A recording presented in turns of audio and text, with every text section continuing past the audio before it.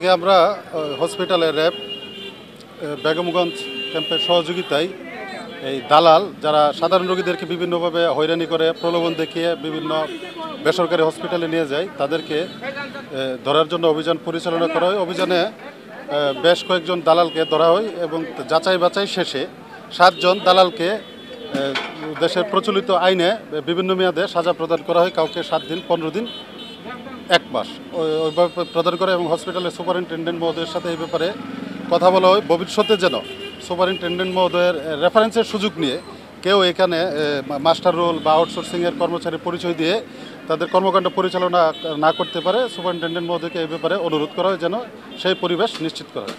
ধন্যবাদ। এই অভিযান আমাদের চলমান আছে, ভবিষ্যতেও চলমান থাকবে।